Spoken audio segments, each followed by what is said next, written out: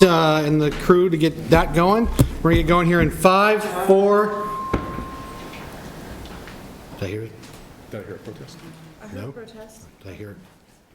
Thou dost protest? No? Okay. Start again. I'll restart my countdown. We're going to go in here in 5, 4, 3, 2, 1. Good evening, Canby. Welcome to the Canby City Council regular meeting for April 5th, 2017. If you please stand for the invocation and the Pledge of Allegiance. Dear Lord, thank you so much for the blessings that you've bestowed upon our city, the great weather, the great people, and the leaders that are gathered here this evening. We just ask for wisdom and guidance and continued favor as our city grows and expands and lost my train of thought, but hey, it is what it is, Lord. So thank you. We ask for protection and ongoing strength. Protect our men and women in service that are in our protection, that they stay in your protection. And we ask these things in your name, Lord. Amen. I pledge allegiance to the flag of the United States of America and to the republic for which it stands, one nation under God, indivisible, with liberty and justice for all. Thank you. Please be seated. So we have a couple of proclamations this evening. First one is recognizing National Library Week.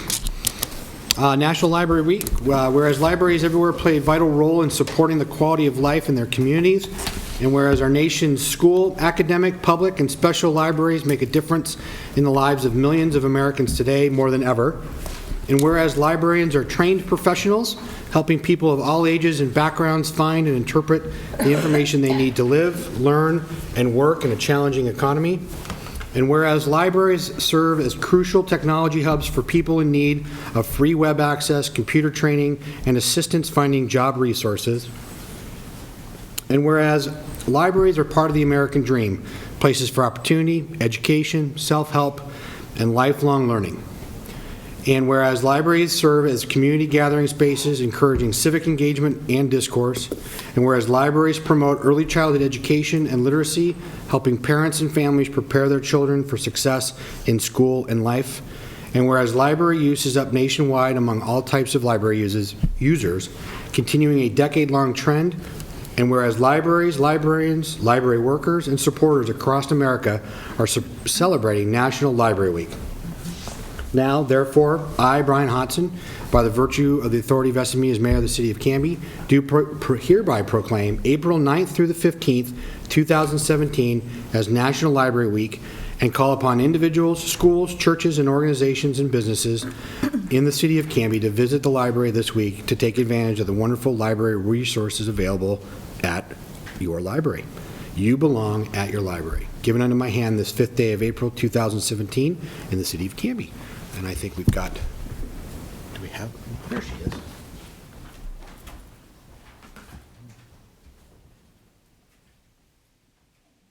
Thank you very much. Thank you. How are Appreciate you? it. Good, thank you. There you are. Awesome, thank you. You're welcome. I have something I want to talk about, and I even brought a little craft activity like most stories tellers do with the libraries.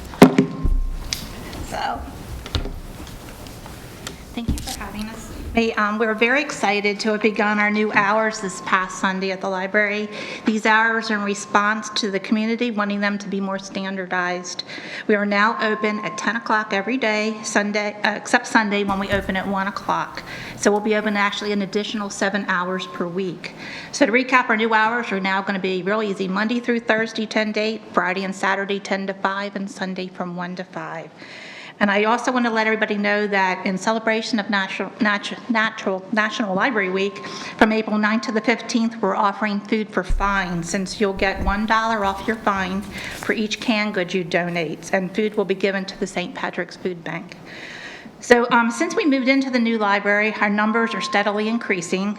Our service population, which is 23,365 people that we serve, in March, we had over 18,192 people walk through those doors. It's one of the biggest numbers we had yet. and we had 953 people attend 48 of our programs just in March. With our new hours, these numbers are just bound to increase. In contrast, though, I wanted to mention that only 48% of our service population has library cards, 11,495 to be exact as of March 31st. So what that's telling us is the library is being used for a lot more than books. It's become Canby's community center, a place where people can gather, create, and collaborate, and I think that's pretty awesome. Libraries today are not the libraries of yesterday. I think we all remember when it was a librarian up in the bun, the whole deal. We're no longer a quiet space, but we can get you a quiet room if you want it. All over the world, libraries are adapting to meet their community's needs, and they're different in every community. In addition to books and DVDs, they lend cake pans, garden tools, musical instruments, seeds, you name it. We have a makerspace in our new library, and many other libraries in their makerspaces offer film and video production, sewing machines, robotics. In Canby, we're testing the field, and we have what our makerspace can be, and we have some pretty good ideas where we want to go. Today's libraries have evolved to become essential services for communities. Many have become early responders, and God forbid, we hope Canby doesn't need it, but during Hurricane Sandy, the New York Public Libraries were some of the first agencies to reopen after the hurricane. They distributed food, water, supplies, provided Wi-Fi and computers, giving those who lost everything the ability to communicate with their families, find resources for rebuilding. Libraries hold communities together by bridging resources, all kinds of resources. The first city librarian in the United States, John Cotton Dana, said the purpose of the public library is the pursuit of happiness first and education second. We used to rely on books for learning, but we now know that people have different learning styles. For children, we have programs like Growing Art Storytime, where with reading stories, children stretch, dance, and play, because we know if you make it playful, you can learn anything. We provide programs that bring history to life, such as our recent program on a Holocaust survivor, and I'm not sure I say her name right, Anneke Bloomfield, which we had over 100 people attend that program last night. And programs that improve one's quality of life, like the Diabetes Prevention Program. Our programs strengthen and enrich our community through education, awareness, and conversation. In appreciation of National Library Week, I don't want to forget to recognize the library staff, the library's most important resource. In a public library, you never know who's walking through that door. We encounter the homeless, the wealthy, people looking for medical care, housing, jobs, kids that just want a safe place to get away. I could go on and on. I have so much respect for the staff there because the work they do changes people's lives every day. Right now, they're undertaking RFID, radio frequency identification. RFID tags will be placed in every library item. This will allow stacks of materials to be checked in one at a time, just a whole bunch of, you can put like a whole bunch on a pad and it'll just read it, as opposed to scanning individual barcodes. Currently, we check in over 30,000 items per month, one at a time. In addition, Canby will have 2 self-service kiosks by the end of June, allowing patrons for quicker checkouts. Patrons just simply place their items on the reader, and within seconds, they're on their way.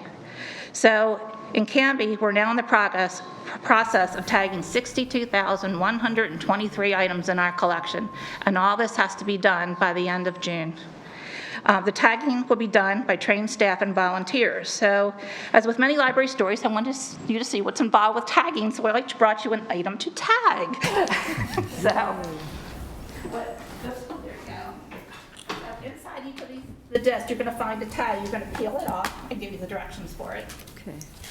And you can help us. We'll be like 10 less to do. Just show you how to do it. There we go, Sarah. Okay. Oh, we'll share. Share We can share. That's all right. There you go. Single this 1 square white paper tag applied to insert.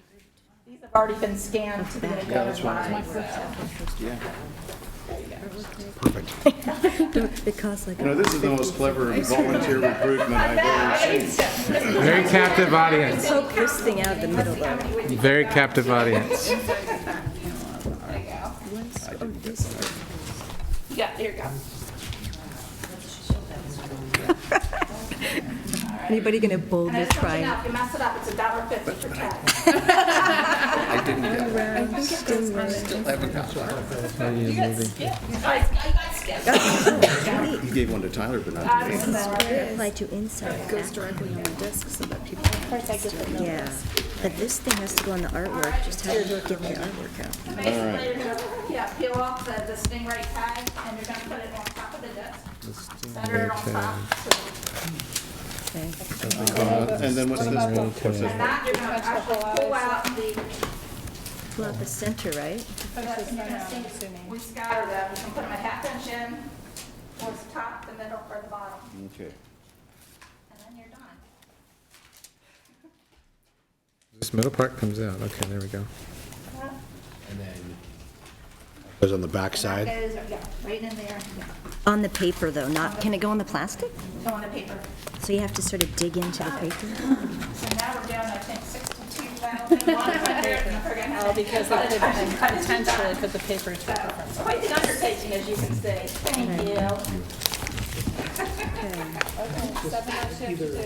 That's right. Thanks.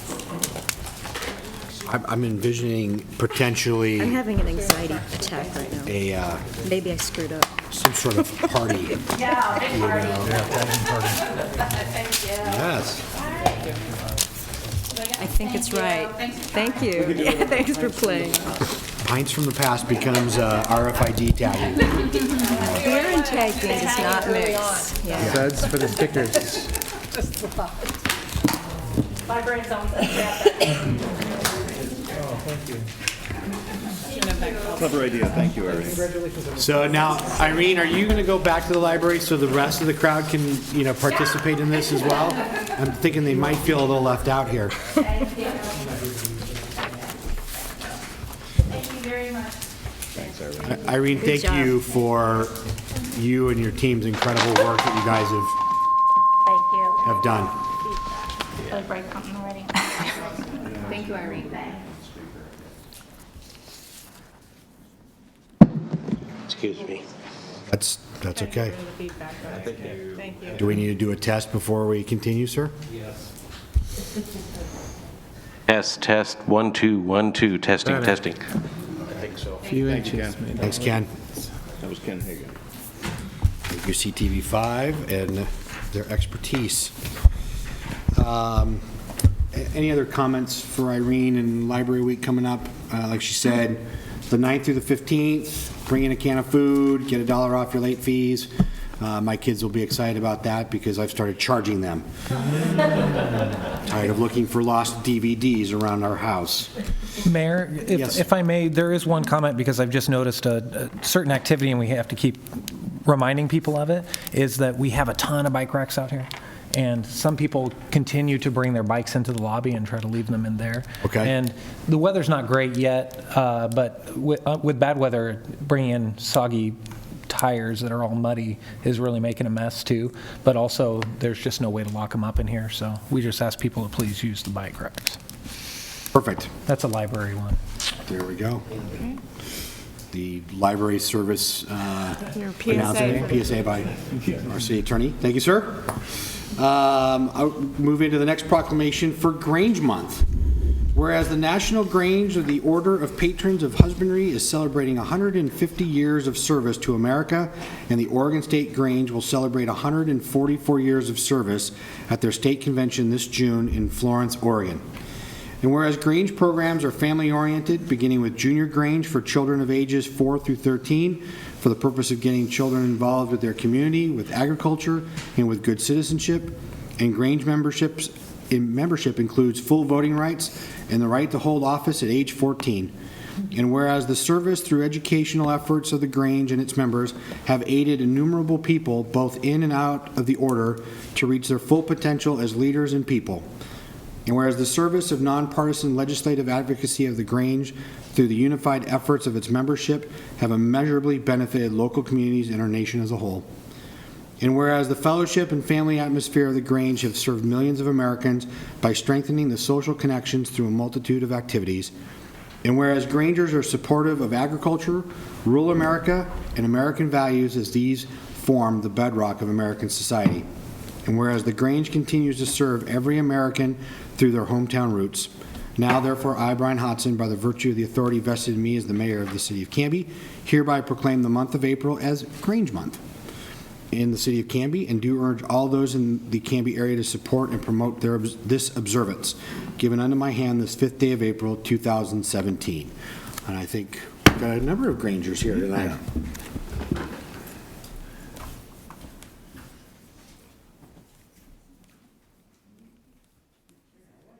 Good. There's another one for you. Do you want to take a moment? Don probably has more the stuff on top of his head, what's going on. We did just have Words for Thirds at Lee School. Every year we buy libraries. They can donate it to all the third graders. They can have their own dictionary. Perfect. And we've got, we're going to be doing Karis coming up. But Don, do you know what else we got? I know you do. Don, why don't you come up here on the microphone there, sir? Thank you, sir. Thank you. There she goes. Thank you.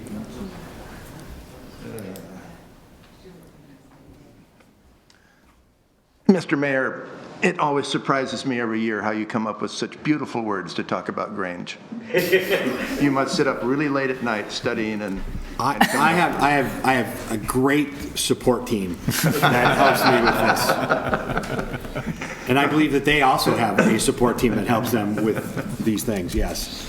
Well, Mr. Mayor and members of the council and staff, thank you. Thank you once again for proclaiming April as Grange Month. We truly do appreciate it. Just as a reminder, we have been in your community since May of 1874. We're not quite as old as the National Grange, but we keep trying. We're going to get there. We're going to get to 150 also. As Terry mentioned, we're heavily involved in Words for the Thirds, or the dictionary program, and it always amazes me. What that program is we give a dictionary to third graders. We go to the school, sit down with the kids, and we give them a dictionary. We tell them a little bit about Grange, we explain a little bit about the dictionary, open it up to questions, and get totally confused. But it amazes me how these kids have iPads, computers, cell phones, all the electronic stuff, but they get that dictionary, and they hold it in their hand, and it's just precious to them. And sometimes when we're walking down the hall to make our presentation, there'll be an older child, maybe a 5th grader or 6th grader, come up and say, I've still got my dictionary. Because we've been doing this 14, 15 years, I guess. So anyway, that's all. I'm not going to take any more of your time. I just want to say thank you very, very much. I love your new city hall. It's gorgeous. I can't wait for the new smell to go away and the homey smell of wonderful Canby to come in. Thank you again. Thank you. Thanks, Don. Don also asked me to announce, too, that the Grange is putting on a play on a comedy by Rick Abbott at the Estacada Springwater Grange. So if people or council are interested, and that is on April 7th and 8th at 6:30 and matinee at 7. So if you're so inclined to go and take that in and visit a Grange. And you just did a Grange cleanup last weekend? Yes, sir, we did. Do I need to come back up? No, you're good. Yes. Was it successful? Very successful. We had roughly 20 families. By families, we had kids this small and their parents and grandparents my age. And we worked at that Grange Hall. We cleaned up the grounds, and we're pressure washing the building. We're going to paint it when it gets dry. We received a grant from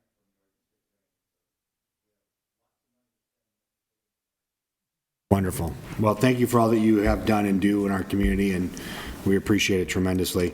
Did you want to give a shout out? Hi, Mom. It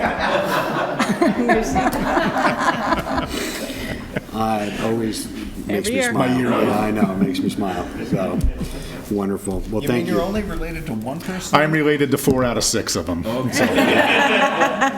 Hi, Mom. Hi, Dad. Hi, Aunt. Hi, Cuz. But Mom gets the You gotta shout get out. Mom. Absolutely. That's right. It's always hi, Mom. And only 18 weeks till the Grange cookie booth will be up. There we go. The finest cookies and lemonade in the Clackamas County Fairgrounds. Always show up for that. And the best price deal. It is always a good deal. Was that okay, Joe? Okay. It's too late. It's already said. Joe, is it okay if I say da-da-da-da? If I make a plug, Yeah, right. That's good. All right, well, perfect. We'll move into communications right now. Anything right now, Rick? Nothing to share. Perfect. It's our first opportunity this evening for citizen input and community announcements. If you have something you want to address the council on or make an announcement that's not necessarily on the agenda, but you want us to hear your thoughts and take it and do what we may with it, you are inclined, please fill out a yellow card, bring it over to our city recorder, Ms. Schaefer, and she will make sure I get it and give you an opportunity. I have one card right now, and Dr. Perman, sir, would you like to come up? Thank you. Beautiful place. I'm glad to enjoy your new spots. This is just pictures of where I work, what I do. I play with teeth all day long, make people smile, keep people out of pain, hopefully. So Tracy called me. I wrote a letter to the council. My name is Dr. Don Perman. I'm a dentist. Been in Canby almost 25 years. Bought a practice from Dr. Ed Kraft downtown. Practiced downtown for 15 years. Decided with the growth that I had that I wanted to go and build an office. Because where I was, they didn't want to sell me the building. They also didn't want me to buy a lot next door, which was the only bare lot for the rest of downtown Canby. Downtown Canby, as we know, was very restricted in terms of how much bare land to build on. It's just not much. And that was a big issue back in the year 2000. I started to look for ways to grow, and I couldn't grow anymore. I was in 700 square feet, and I needed a bigger office. I was fortunately growing. Looked around town, looked around downtown, tried every situation to try and stay where I was at or something downtown, and nothing was for sale, no bare land to build. Most lots downtown are not big enough to build a 4,000 square foot dental building, so it wasn't going to happen. So I started looking elsewhere, looking for growth, looking for what to do. At the same time in 2002, as most of you may not know, Milgard came to Canby wanting to build a factory. Milgard Windows. Most people know that story now. We had a council that didn't want to grow. And I'm not saying this just to point at people or to tell you who I am. But during that time, it was me who called Wayne Scott and said, we need to help this town grow. And it was Wayne Scott and myself that put together a council and a mayor that replaced Terry Prince with Melody Thompson and the council to help this town grow. So it was me who made that phone call, who initiated and put together a political party. It cost over $20,000 that Wayne and I fundraised and worked our tails off to change the atmosphere of the city council and bring in the industrial park. The industrial park would not be what it is today if I hadn't called Wayne Scott. I wanted this town to grow. When you bring Fred Meyer into a town, you can't slow down anymore. But way back when, we allowed Fred Meyer to come to Canby. It was a central hub of a lot of outer communities, and Fred Meyer knew that. That's why Fred Meyer came to Canby, because Canby is a central hub of a lot of outer communities that come to Canby to go to Fred Meyer and other services like myself. So as I began to look for property, and we annexed the big industrial place, I was the first person to offer for the property that was where the urgent care center is today. But the owners decided it wasn't for sale, it was for lease. They would not sell it. So I had to look elsewhere. Continued looking. There was no commercial property. This place was very, very limited in terms of commercial property. So I looked at some industrial property off of on Pine Street, which goes past the fire station and comes around out to Trost. There was industrial property there that was developed in the 80s. Had never been built on for over 25 years. Because of its odd shape and non-use, I decided, because couldn't get the ideal property that I had asked for, because it wasn't for sale, they wouldn't sell it, it said it was for lease only. I went ahead and pushed and got the property that was off of Pine Street and turns into, what's the other street that it turns into? Pine, Third, and goes on out. Anyway, what happened, I bought the property and then find out that the big boys get the property. Well, I'm at Falls Hospital. Ends up buying the property, not leasing. And so the little guys lose, and the big boys won that one. And they took over the property that I tried to buy. So I stuck with my plan to develop a commercial development because there was very few places to build dental offices or medical offices or in any kind of real office space, significant. So the debate was, you build a road, the city will help you, but they're not going to pay for it, which is typical, especially during the tough times of 2006, 7, 8, and through the next. In 2008, when I finally built the road and built my office, I was the only thing going on in Canby. Things were so bad, I was the only construction going on for 2 or 3 years. We sold property, we sold lots, we built a road, we built a cul-de-sac. But that cul-de-sac was also attached to a logging road, which is park property. That logging road is city property and it's a park.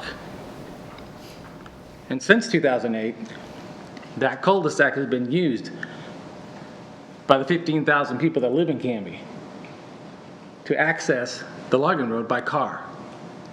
4 years ago, we debated this, and the city administrator came through to say, there are several access points to get to the logging road on the south side of town. Except he forgot to define what access he was talking about.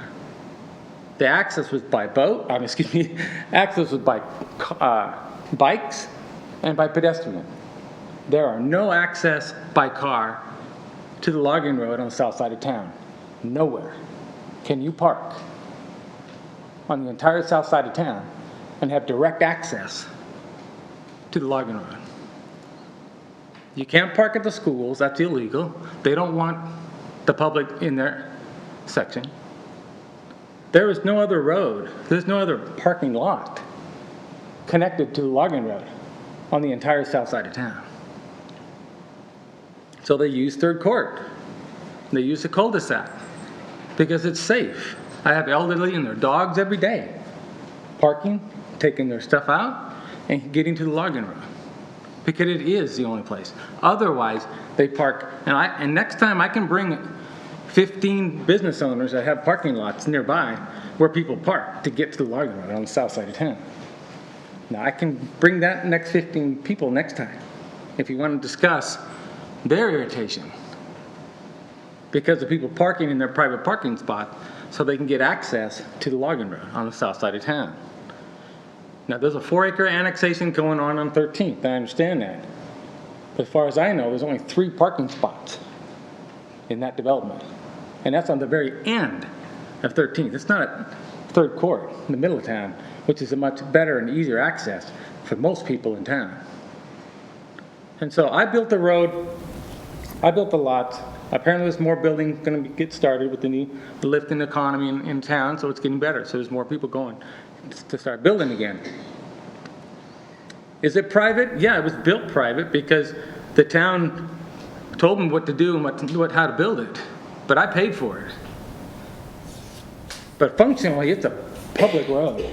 And it's used every day by the public to access a public park.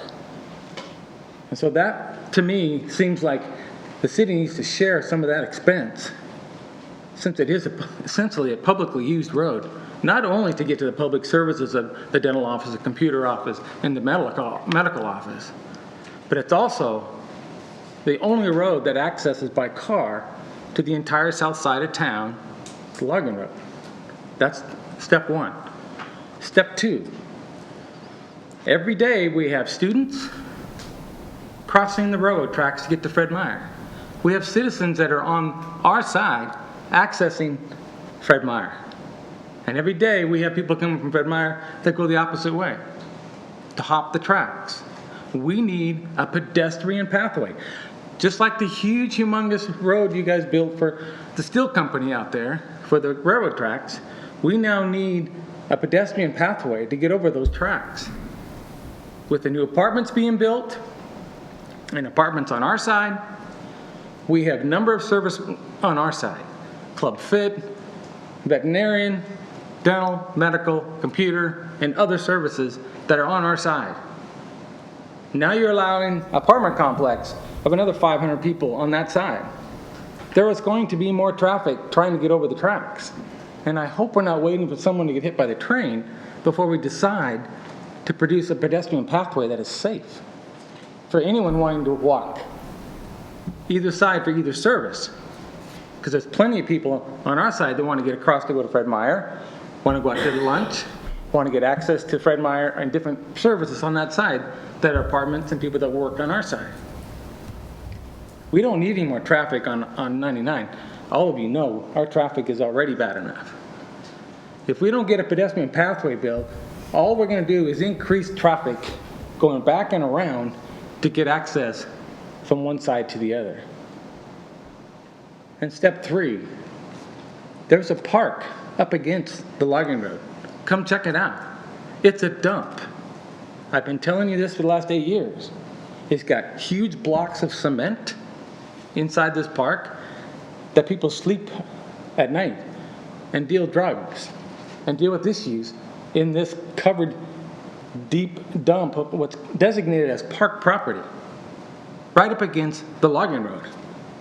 And now you're building a big, huge apartment complex that's just across the street, the tracks.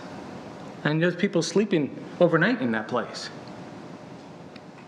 So those are the 3 issues that I want the council to consider. Is Third Court a private road or a public road? Number 1. Do we continue to take the risk of more and more people using the logging road and using that easy access, jumping over the tracks, to go back and forth of the 2 entities that are on each side? And 3, the park property, is it worth putting in money to clean it up so it's not such a liability to the city? If someone gets hurt on those big, huge cement blocks, you guys are liable. The city's liable. It's city park property. So those are my 3 biggest concerns. And I don't want to talk about it tonight, but I want you guys to consider and reconsider the development, the access, the purpose of the logging road on the south side of town. Is there going to be any other access? Could there be a chance where there's a lot that's for sale right now up against the logging road that we could develop into a parking spot, and maybe in the future, even a bathroom? So those are some of the things that I want the council to really look at. We've been through this before. And the city administrator, I was very disappointed with when we went through this again before. And one of the disappointments was it was an easy way for the city to get out of it because the road was built under some other ramifications because it was called private. And so instead of 8 inches of rock, 10 inches of rock underneath that road, is only 8 inches of rock. And instead of 3 inches or 3.5 inches of asphalt, there's only 3 inches of asphalt. Those are the 2 main differences between a private road and a public road. Except we forgot to define the traffic that's on that street. We never have semis. We never have any kind of heavy trucks. And that road's going to last another 25 years. There's not one crack after 8 years in that road. Light cars and trucks is all it has. So it's just another way, I feel, the city council or administration was trying to back out of realizing the public use of this road. Thank you. Thank you, Don.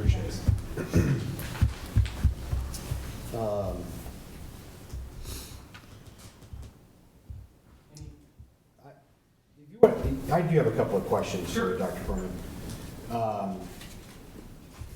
I will say that I agree with you that there needs to be some pedestrian piece on that side. I know that we have didn't have my green light on. I agree with you on the public access point on that side of, especially like on 90, we've looked at that at adding that on the logging bridge right there, coming down and off on that side. And that is a conversation piece that we have been having and are having. So I agree with you at that point. Your comment about is third court private or public? And again, based on previous conversations that we have had along this line, until we look at it differently or decide to look at it differently, I still view it as a private drive. Now, I know in previous conversations, different makeup of the council perhaps, some suggestions were made about, putting up private property signs. Was that done? And has there been? Discussed it with the fire department, all these different options of what to do. And they told us that nothing works to stop traffic in a cul-de-sac. They need that whole cul-de-sac for their truck to turn around safely. They talked about red lines, they've tried signs, they've tried a number of different things. And talking with the fire department, they always said, Don, nothing works. You need a place for them to park. And that's why I've never done anything, because it was the fire department that said, Don, don't put any money into it because nothing's going to work. They're going to all park in a cul-de-sac until a specific parking site and parking lot is designated for them to park. My comment is going back to that was not, I get the turning radius of the cul-de-sac. I know that was a conversation piece. Sure. We seem to be jumping very much in the Wayback Machine here tonight in a number of our conversations, but I know that was a dialogue piece about making sure to turn it around in truck radius. What I'm saying is, because in your pictures here, these are all people's personal automobiles. Yeah, it's a typical day. Right. I just did it this week because I was going to come to a meeting. Tracy was nice enough to call me and ask, why don't you come and talk about it again? Because it's something that I brought up before, and it is the only road that gets to the park, and that's my point, that nobody seems to accept, that it is the only road that gets to the logging road on the south side of town where people park. Am I not correct? No, I believe you are correct. Right now, there are no.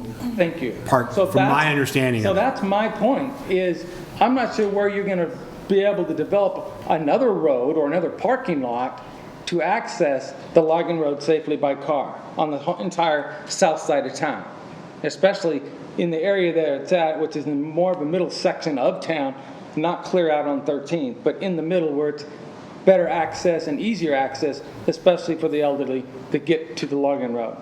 And so my point is, yes, I understand you view it as private. I understand all the technical things, okay?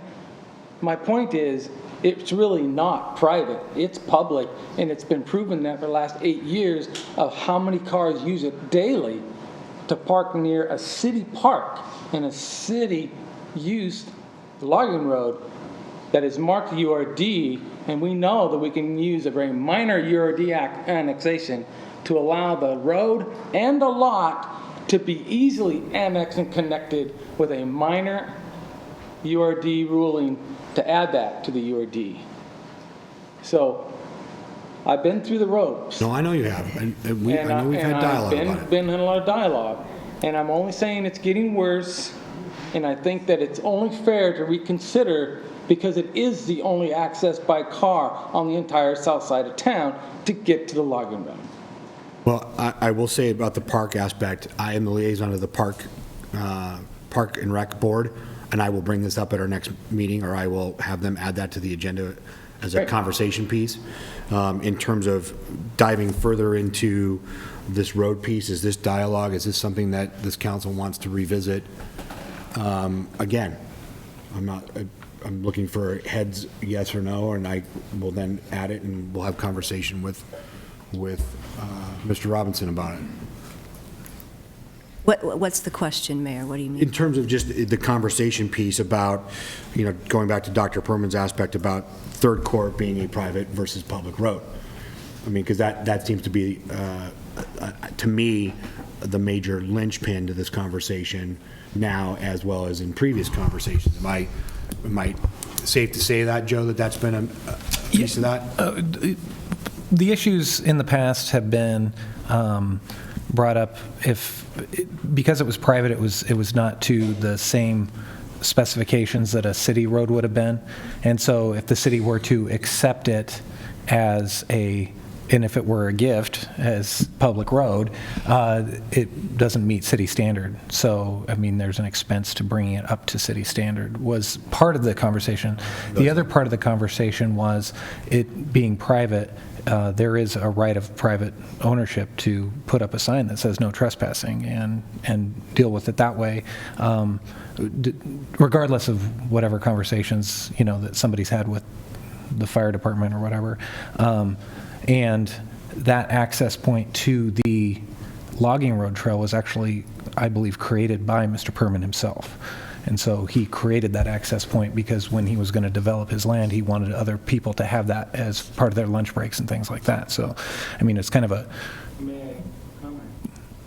As soon as he finishes his thought, absolutely. Okay, but, so, I mean, those are some of the issues. I know it wasn't, probably 4/6 of the council saw this not long ago, and they were waiting to see what the new annexation with a southern access point with the park that's going to be made at the southern portion. Yes. That was one of the last decisions that 4/6 of you made was we're going to wait and see how that changes some of the dynamic here.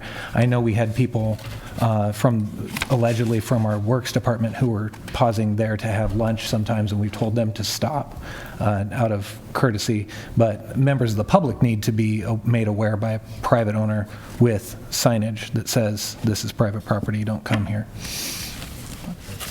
That's my recollection of the issues for you. I will go to Mr. Perman, Dr. Perman first, and then come back to you, gentlemen. Did you want to comment? Well, I was commenting on some of the decisions that were, made in terms of development, and those pathways to the logging road, that was all city development decisions. That was not my parameter. They required a connection between the logging road that I paid for that pathway, and I redid the pathway on the little pathway, because that's what the city required in the development, to have all these connections back onto the logging road. That was the city's recommendation, not my request. That was the city's requirement, that when we built the cul-de-sac, that it be connected to the logging road. And the absolute separate pedestrian path be rebuilt. That was all demands by the city. I did not have anything to do with that design. I was just there to build the road. And this ramification that it has to be up to standard road, I think and personally, I think that's a cop-out by the city using numbers and rulings to not take responsibility into knowing that it's publicly used daily, not only to access a public park, but also to access public service businesses. Even though it was privately developed and privately built, to my knowledge, in reality, it's used as a public service to get to public businesses and publicly used park for the city. To me, that tells me it's public, no matter how it was built and what ramifications. It's showing that it's a public road, and it has proven that for the last 8 years. Well, I do know that there are a number of roads within the city of Canby that are not built to city standard but serve subdivisions in the community, and the city has made the affirmative decision that those roads are not built to a city standard, and we have not taken them into the city system for that express reason. And this fits in that same criteria. I'm afraid that you'll be as disappointed with me as you were with the previous city administrator, because I do tend to agree with his approach and his philosophy relative to design standards for a road. This was designed and constructed as a private road, not as a road to later be assimilated into the city system. I would further make a distinction and differentiate relative to the services that are being provided. These services are being provided.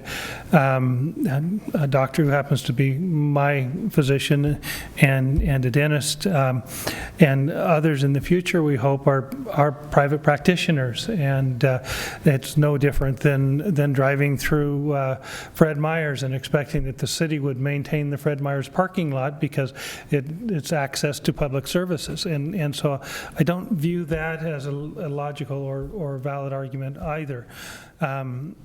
Relative to the comment that accommodation could be made to cross back and forth across the railroad tracks, we know as a practical matter that's not going to happen because the railroad is not going to allow an easement across the tracks for the purposes of pedestrians traveling back and forth across those tracks. We had that conversation with them when we were looking at Sequoia Grove. The Timber Park development out on 13th and Sequoia is in fact going to have access to the logging road, and it is, yes, at the southern end of the logging road trail. However, it is going to have access, it is going to have parking, and it is going to be available. So you got permission to build a road over? Mr. Mayor. Okay, I'm going to call a timeout here right now because we're moving into dialogue in terms of presentation and on a non-agenda item that's moving further down the rails than I want this to go at this point in juncture. So I am going to throw a flag on the field and say we're going to take a time out on this piece and determine whether or not this is something that this group wants to have as either a work session or an agenda item. Can I get some opinion on that piece so we can put this to rest? Yes, Mr. Mayor, I would like to address that, and I appreciate you cutting that off because I don't think it's appropriate for us to respond at all or foster any kind of a debate whatsoever during the citizen input point. I think it's a chance for citizens to speak. So I appreciate you cutting it off there. I hear Mr. Perriman's concerns, and they're certainly valid, but I think that we need to have it much more refined. We're a decision-making body. Our staff are the more of the workshop, gather the facts and present us with decisions much more. And I hear that there is already a lot of conversation. And so I think we need to be presented with decisions or policy, factual decisions or policy decisions to decide upon, not, just a random conversation about past issues and the Wayback Machine, as you call it. So I think we need something in front of us to decide on before we can even go there. And I'd agree. I mean, I wasn't here previous during all the other conversations, and I don't feel like I'm working with the same information as everyone else, so I don't feel like it's appropriate for me to really even at this point have an opinion. So I would like to sit down and look at information so that we can talk about what the appropriate move for the city is. So, okay, so. I just wasn't here for the rest of the conversation. I totally get it. Yeah. I will chat with Joe and Rick, and we will figure out where this falls in terms of our to-do list in terms of conversation piece. I will bring up the park piece, like I said, to the Park and Rec Board at our next meeting. I'll bring it up and put it in their lap to have further dialogue on that aspect of it. In terms of street pieces and history, if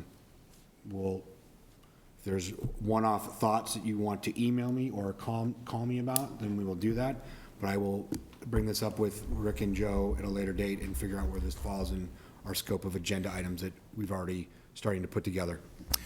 May I ask just one point of clarification? Dr. Perman, are you proposing to donate the street to the city of Canby? Is that what your proposal? I don't think we're at that point. Well, I'm just trying to understand if that's the topic of discussion. No, not right now. Okay. Let's determine what we have on the table. Let's determine what this body wants to do in terms of leave sleeping dogs lie. We want to open up this can of worms and have further dialogue. Let's start there, and then we'll we'll go forward in that regards. Does that work? Thank you, sir. Thank Anything you very else on much, this? Council. Anything else, Dr. Berman? No, that's it. I think Mr. Smith came up with the best scenario is, I think it's time, if you want to consider it, then let's go back and learn more about what the issue is before you try and go with any other decisions. Thank you so much. Thank you for coming and giving us the background. Absolutely. Thank you for your time. Thank you, Dr. Perman. Any other citizen input? Don't have any other cards?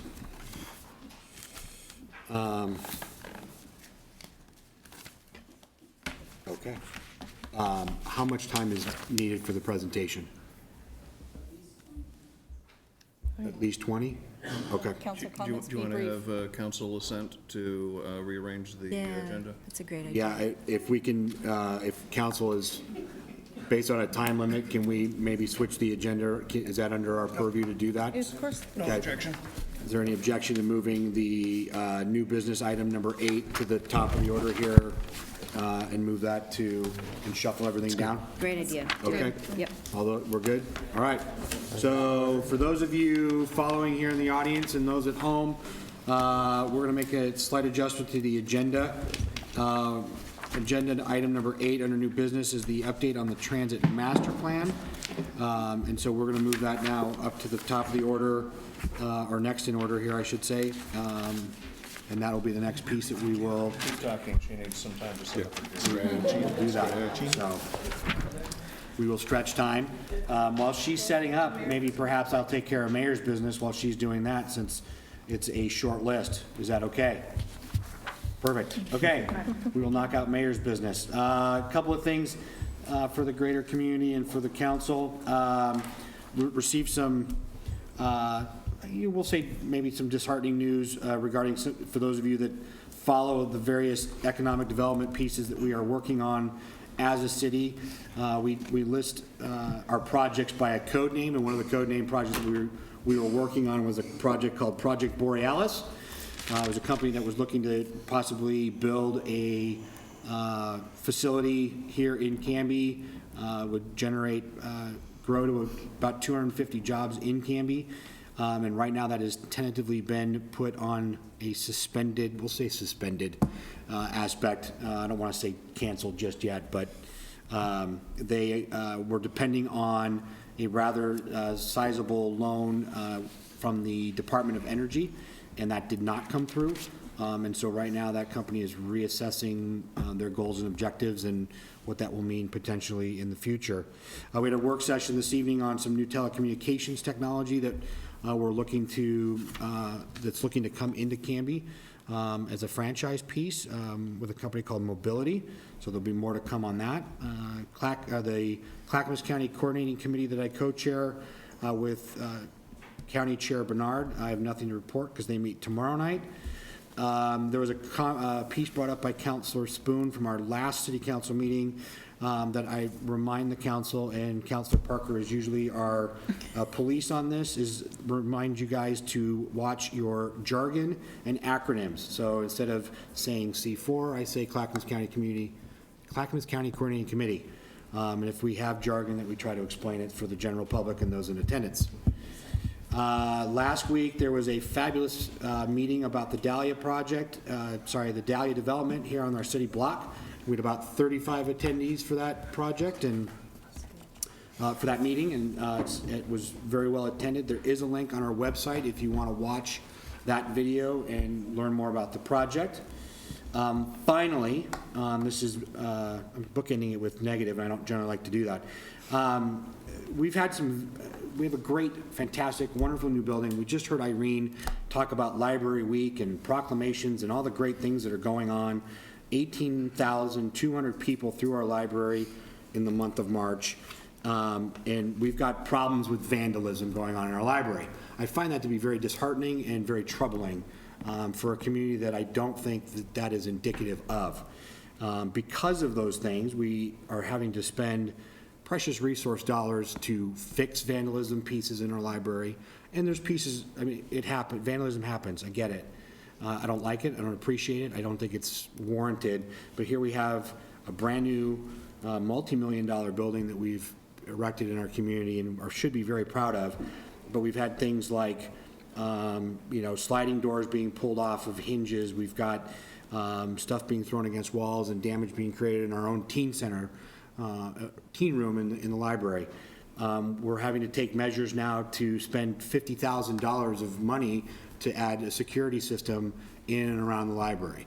Not how I think we should be using our funds. So I'm calling on you, general public here, and those at home, to if you are here, please be on the lookout for it, put a stop to it. Grab Junior by the ear and drag him out of the library if they are doing things that they shouldn't be doing. Again, I apologize for ending on a negative note. I will say the weather has been great in Canby. It's been great in Canby. So wonderful. Very Came nice. back from California from spring break, and it was sunny and Brought nice. some sun So with you. Thank that you. concludes my mayor's business. I will turn it to you so that you can do your presentation. Thank you very much, Thank Mayor. you. And thank you so much for rearranging your agenda to fit Not a me in problem. earlier. I really Glad I can do it. That's a great kindness in governance. My name is Michelle Poiro, and I'm actually now a principal with Jarrett Walker and Associates, but I always forget to update my first page slide. I'm here to give you a little update on the Canby Transit Master Plan. I am working on that with Julie and Nancy of Canby Area Transit. And just to warn you, we're not asking you to make any kind of decision today. Technically, you don't have to make any kind of official decision until you actually adopt a plan. But it would be very helpful if you would actually give us some interim policy direction before we write the draft plan. And so that does, not today, but something I'll ask you at the end of this is, could you consider in 2 weeks or a month or some amount of time giving us some interim direction before we write the draft plan, so that we write the draft plan that is harmonious with the direction you think you probably want to go. So think about what would make that possible. Okay, quick little update, and most of you have already been through a conversation or presentation with me. Bit of history, and I apologize for the thing being behind you on the screen. I'll bring the right adapter next time for that one. Your transit service levels grew from 2002 until 2011, and then were cut because transit was being provided at a level that was unsustainable financially. Your paratransit level, which then got turned into dial-a-ride in 2012, dial-a-ride and paratransit, has been fairly steady through time, but your fixed route transit service levels, grew a lot and then got cut. And now you provide about 50-50 fixed route and paratransit or dial-a-ride. That's the mix of services you're providing. Now, ridership follows a similar shape. You can see the orange line, your fixed route ridership grew quite a lot, and then due to the major service cut in 2011, and also due to the addition of a fare, it dropped off. It is still many times higher than the ridership on your dial-a-ride and paratransit, simply because a fixed route, for reasons of geometry, can always move more people than a dial-a-ride and paratransit service. You could just get more people per bus per hour. Why think about these services separately, and why do they help you accomplish such different goals?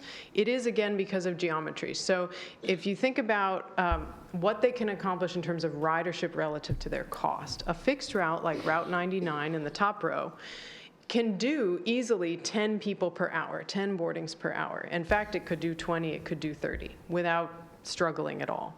But a dial-a-ride and paratransit service and a taxi and an Uber and a Lyft is never going to be able to do more than 4 or 5 boardings per hour, because the taxi just can't be in that many places in an hour. It has to go pick everyone up at their unique place and drop them off at their unique place. So these are fundamentally different kinds of service. They pursue different goals. You can get lots more ridership on a fixed route, but if you want to respond to people's individual needs and demands and locations, then you're going to have to do a lot less ridership relative to cost. That's just how it works. You can easily think about this in dollars if that's an easier way. The cost per boarding on a fixed route is always going to be a fraction of the cost per boarding on a dial-a-ride or paratransit service.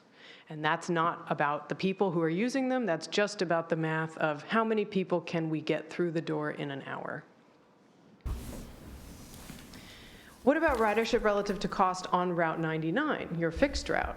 which goes from Oregon City to Woodburn. Well, we have to look at that a little differently because of the kind of data we have. But if we divide the route into two segments, a north segment between Canby and Oregon City and a south segment between Canby and Woodburn, and then we look at how many times the bus makes that trip each day, well, you've got more than twice as much service on the Canby-Oregon City side, and you have actually just a little more than twice as much ridership on the Canby-Oregon City side. So as a result, the ridership per round trip of a bus is actually pretty similar on the two halves. So while the Oregon City side seems like it's probably much more important because Oregon City is a bigger city and that gets you towards Portland and everything, the truth is there are actually quite a few people riding on the Woodburn side. It's just that there's so much less service on the Woodburn side, it's not as useful, so the total number of people riding is lower, but the number of people per bus trip is barely lower. So it seems like the two segments of the route are equally important to the people in this community, equally relevant to their lives. Who is using each of these services, by which I mean Route 99 and Dial-A-Ride and Paratransit? I don't want us to slip into an idea that, well, Dial-A-Ride and Paratransit are for seniors or are for people with disabilities and Route 99 is not. The truth is that, as you see in the left-hand column there, if you look at who's purchasing a senior or disabled fare, you have 13,000 of those fares purchased on Route 99 last year. So clearly Route 99 is important for seniors and people with disabilities, but of course some of them are accessing it using Dial-A-Ride or using Paratransit. That's how they get to Route 99. And then just to see relative numbers, you can see, Route 99, all fares purchased, you're in the tens of thousands. Dial-A-Ride and Paratransit is serving a smaller number of rides per year. You're, just over 12,000. I want to show you some public input that we got, and I wasn't here for it, but that CAT got in 2013. Forgive me for the fuzzy text I'm going to interpret for you. The question here was, which of the following is most important for CAT to add when new funding becomes available? And the biggest bar, on the left-hand side, that's responses that came in English, and the right-hand side, those are responses that came in Spanish. The biggest bar on both, you can see, is the blue one, and that is Saturday service. So clearly Saturday service was a high priority. The bar at the very top that's in light green was a local Canby fixed route. And then the bar lower down that's in dusky green, which was much more popular among Spanish speakers, it was more frequency to Woodburn, meaning on Route 99. So partly because of this input and partly because of what CAT hears regularly from people, we decided in this plan to focus on a particular choice, which was the choice between a local fixed route, which many people said here they were interested in, and more service to Oregon City or more service to Woodburn. Because within a fixed budget, you cannot do both of those. In fact, right now, you can't do either of them. But if you came upon more money, you could do one of them, but not both. So we decided to focus on that choice. And we decided not to focus on weekends, even though it's clear that there's a great deal of demand and need and desire for weekends, because weekends are just out of reach right now with the funding available. So that's the choice we decided to focus on. As background, we have two technical recommendations, which we didn't really ask people's opinions about because they're technical. They're not going to change the goals that you achieve, but they'll change what happens behind the scenes. One of them relates to Dial-A-Ride. We believe that CAT can serve the same number of riders and the same number of trips on Dial-A-Ride and Paratransit at a slightly lower cost. So this is known as efficiencies. Right? This is low-hanging fruit. I don't mean to say it's easy just because it's low-hanging fruit, but it's maybe possible without raising new money. What this would mean is that instead of the Dial-A-Ride and Paratransit system doing 2.4 boardings per hour on average, it would do 3.1 boardings per hour. Same number of people, but they would share buses more, and that means it's more efficient, costs a little bit less. So this saves a little bit of budget every day.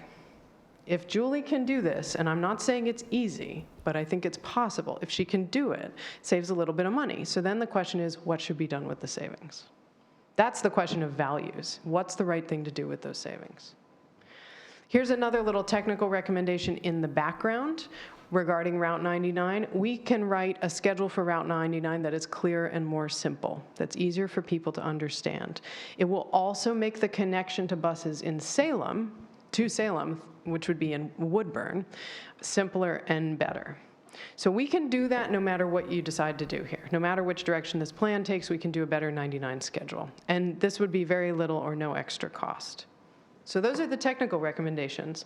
And then the choice, then what to do with the little bit of extra money that we think can be saved. Here's the choice we put before the community. Should service on intercity routes, such as Route 99, be increased, more frequency per day? Or should a local circulator be restored, like used to be run in town, the blue and green routes?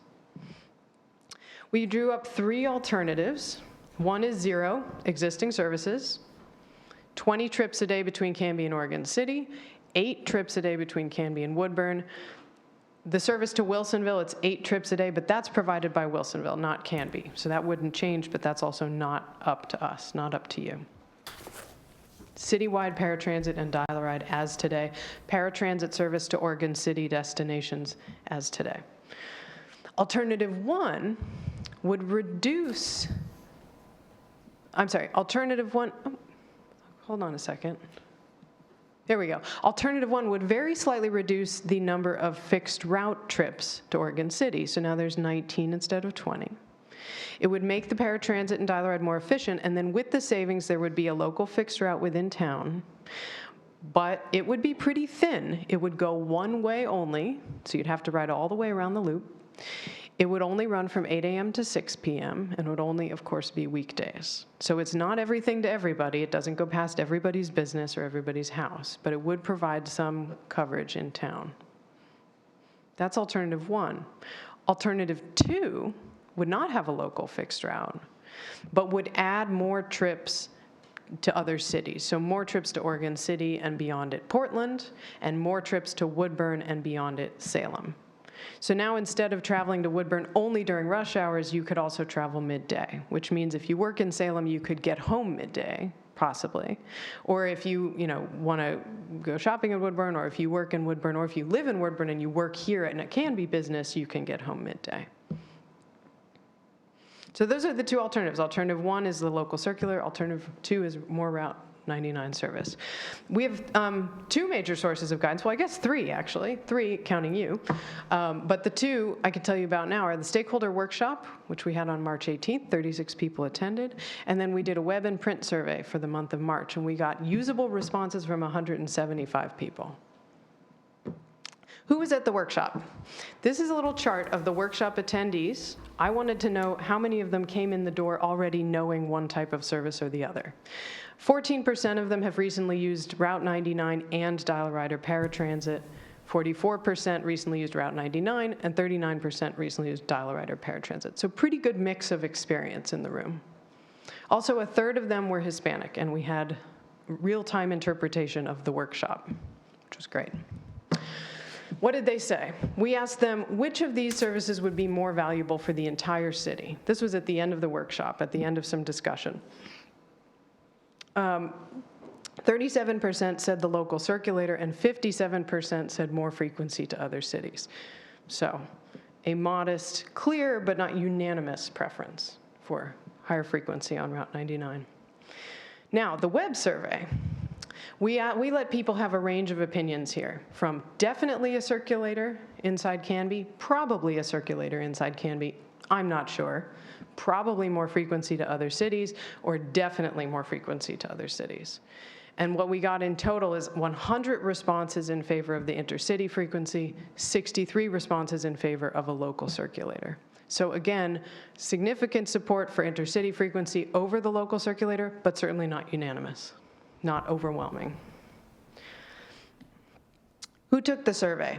Good mix of ages. Lots of people 21 to 40 years, 41 to 65 years, and over 65 years old. Pretty good bell curve there. Lots of people who live in Canby, but also people who live elsewhere and work in Canby took the survey. We got most of the survey were taken in English, although we produced it in Spanish, and we got a number of responses in Spanish as well. Some people responded in a mix of English and Spanish, which was really cool. And then, lest we forget, in the free-form comments, the number one was request for weekend service. So that's not going to go away. Number two was a compliment. They love you. People had very nice things to say about Kat. So in summary, we have clear majority, but not unanimous support for prioritizing Route 99 frequency over a local circulator.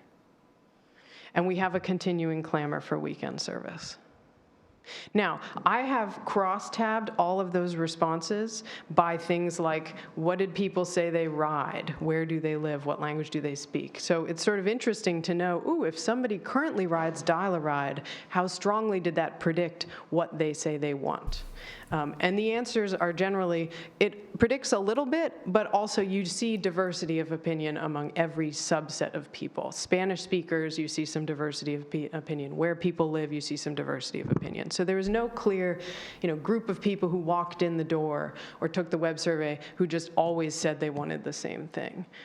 So that's kind of interesting. If you're interested in the crosstabs, I can share them with you next time I see you. But overall, you'll just see, no matter how you slice Canbyites up, they had different opinions about this. It wasn't actually that predictable. So next steps, I'm interested in interim policy guidance from you. I don't know how you normally like to do this. I'm happy to work with you, and so is Julie, on getting such guidance. We will then draft a plan based on that guidance. So I don't want to go away and basically write a plan that says, you should add a bunch of frequency to Route 99.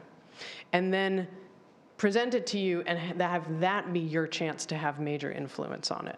I think if you are in a position to do so and you would like to do so, if you want to weigh these trade-offs and give us interim guidance about the core of the plan, we can then write a plan around that, which I think will make, then you can focus on the details when we bring you the draft plan. So that works well for me, but again, I don't know how you normally like to do that, so I would certainly leave it up to you how you want to approach it. And then, of course, when we put out a draft plan, we will have another comment period. People can read it and suggest changes and really get into the details with us. One more thing, there is a Highway 99 corridor study starting soon. Salem Kaiser Transit and Canby are going to work together on making a good connection in Woodburn so that people can ride straight to Salem with a quick transfer instead of spending an hour and a half at the Bi-Mart. So that's coming soon as well, and you're ahead of that, which is great. You have a chance to decide your priorities before beginning a partnership like that with Salem or considering one. All right, I'll stop there. Mayor? Questions? Yes, Councilor Smith. Yes, thank you, Mr. Mayor. It seemed to me, I don't know if it was actually labeled this, but when we made a workshop, there was a number of us councilors there, and there was a lot of head nodding to what seemed to be turning into an option 4 or D or something like that, that had to do with a hybrid of two of those with, I don't know if you recall, but it was narrowing it down to, I forget, I was looking for my notes from that meeting, and it was sort of consolidating either Dial-A-Ride or the paratransit into one, and then moving forward with the extra 99 route or something along those lines. And there wasn't a change in this presentation to reflect any of that, and I'm wondering if that's still available, and if so, I thought I saw a lot of head shaking and liking of that idea, and I don't know if that's still the case with the council, but do you recall where we were going with that? Well, I may recall. You tell me if I get it right. I think what you discussed, and I think what there was a long discussion about it, and we were all kind of thinking it through together. And I think where we settled was that in the future, Canby can at some point decide to offer only Dial-A-Ride, which will still be completely accessible to people with disabilities, but doesn't have some of the federal rules around its availability that paratransit does. Or Canby can offer only paratransit, which is then only available to people with disabilities.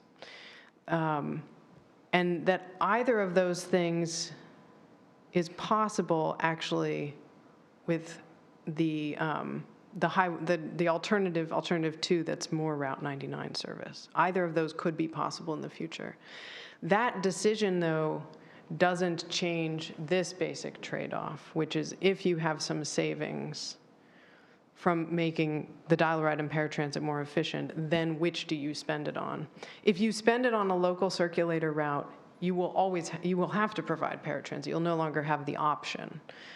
If you spend it on Route 99, you can continue providing paratransit. But at some point, you could also decide to have a general public dial-a-ride program only. So I think it doesn't change the fundamental question, but it is definitely an option for the future. Dial-a-ride is discretionary, meaning you are not legally obliged to provide dial-a-ride, but you are legally obliged to provide paratransit for a few reasons. But they're related to an agreement with TriMet about TriMet's obligation, and they may not be permanent. Can you explain it for me and for us, I guess, we talk about the efficiencies that get picked up. Can you speak to what does that improvement entail to be able to go from 2.4 to 3.1? Sure. Yeah. Okay. So, first of all, a number of things are already changing. Julie has already enacted a couple of changes that will create some of these efficiencies. So it's underway. She's not like waiting for the plan. And some of them were underway before I even showed up, and some of them have been underway since we began working together. So a couple of things. Only 27% of dial-a-ride and paratransit trips today are shared, meaning you are in the vehicle with someone else. So 73% are basically like a taxi ride. That's a lot to be solo trips. And we aren't hearing people say that it's really important to them to be alone in the vehicle. It's transit. People know the whole point is you share vehicles. That's the difference between a taxi and transit. So there are a couple of things that CAT and CAT's service provider, which is today MV Transportation, can do to make more shared trips. When people call and ask them, they call and they say, I want to go to Fred Meyer tomorrow at 10. There's a certain amount of nudging that they can and should do. They should say, oh, I have a trip going to Fred Meyer already at 10:30. I'd like to put you on that vehicle. And going to Fred Meyer is a discretionary thing. People can be very flexible about when they go. So there can be more nudging like that. Meanwhile, of course, sometimes people have a medical appointment and you really can't, all you could possibly do is get someone there earlier. You certainly aren't going to get them later because they have to make their appointment. So there are things like that where you nudge people to get, or even just tell them that that's what you're offering, period, is that they can go, but they have to go at this time. And the result is they'll be sharing a trip, and that trip will be more efficient. There are other little things like not scheduling people at exactly the time they request, but 10 minutes later, or 20 minutes later, 10 minutes earlier. Not always scheduling on the quarter hour, which we naturally like to think in, but scheduling people at more precise times. Also scheduling people for a window of pickup of 20 minutes, rather than telling them we'll be there right at that time and always being early or on time. There are a couple of other small behind-the-scenes things that can be done. There's also just a basic contractual change that I think Julie's working on, which is that there will be some efficiency, not exactly performance measurement, but the way that the contractor is paid for the service delivered will encourage them to use their time more efficiently. So things like that. Those are solid you've already started doing that, Julie. Yeah, those are. Yeah. Oh, and one more example is there's a shopper shuttle. It's free. People like it. It's very efficient because you get lots of people in one vehicle and they all go at the same time to the same store. So things like even sort of public-facing tools like that can improve the efficiency. You're giving up the fares, but the fares are a tiny, tiny fraction of the cost per ride, so it's worth it. I know that going back to Councilor Smith's comments about our workshop that we did, or work session, right now the feasibility of doing anything local, the local routes, is just financially not feasible. You could run one local circulator for just 10 hours a day. That's alternative option number one. It's pretty thin. It is thin, but in terms of a greater detail of service, that's just not in the cards right now. You mean more than a one-way one? Correct. No. Because what this would be is this would squeeze a little bit your current operations, get them more efficient, get some savings, and that's just enough, if you take a little bit out of Route 99, to run a local circulator. But doing something more, doing 2 local circulators, doing a 2-way circulator so people don't have to ride all the way around, those are financially out of reach. I mean, I should say those are operationally out of reach. Financially out of reach is another matter. It's a question of how much money you want to raise in the future. Sure.